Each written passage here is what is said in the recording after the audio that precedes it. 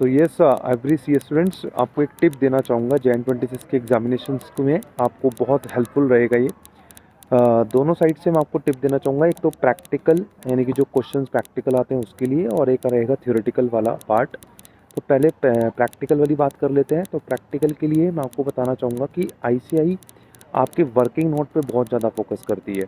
तो जब भी आप कोई भी प्रैक्टिकल क्वेश्चंस का सॉल्यूशंस लिख रहे हैं अपनी आंसर शीट में, तो सबसे पहले ध्यान रखना कि आप उसका मेन सॉल्यूशन जो है वो फ्रंट पेज पे रखें, और उसका वर्किंग पार्ट वाला यानी कि जो वर्किंग नोट्स है उसको आई थिंक शायद आप सेपरेट पेज पे ले सकते हैं। उसमें 1 से 2 पेज जो है स्किप करके आप वर्किंग नोट स्टार्ट कर सकते हैं।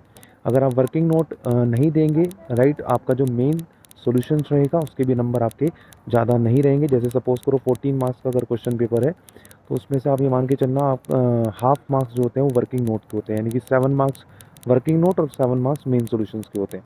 तो वर्किंग नोट डेफिनेटली बहुत इंपॉर्टेंट है एग्ज़ाम्स के लिए। तो जब भी प्रैक्टिकल क्वेश्चंस करें तो उसका वर्किंग नोट जरूर बना के रखें।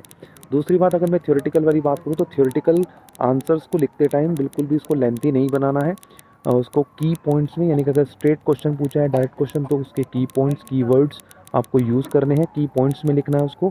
अगर थोड़ा सा केस स्टडी बेस्ड अगर आपका थ्योरेटिकल क्वेश्चन है तो उसको आप थोड़ा सा मतलब बिल्कुल उसके जो कीवर्ड्स हैं उसी को लिख के लेंथी मतलब थ्योरी का क्वेश्चन को लेंथी बनाना, क्वेश्चन का आंसर थ्योरी लेंथी बनाना, वो आपके लिए बहुत ज़्यादा बेनिफिशियल नहीं रहेगा। आपके मार्क्स सिग्निफिकेंटली रिड्यूस हो सकते हैं। ठीक है, तो अगर स्ट्रेट क्वेश्चन आ रहा है डायरेक्ट क्वेश्चन तो उसको की पॉइंट में लिखिए, और अगर केस स्टडी बेस्ड है तो उसको थोड़ा सा कीवर्ड्स में बना करके उसको ज़्यादा से ज़्यादा कीवर्ड्स में इन्वॉल्व करें ताकि आपको अच्छे मार्क्स मिले।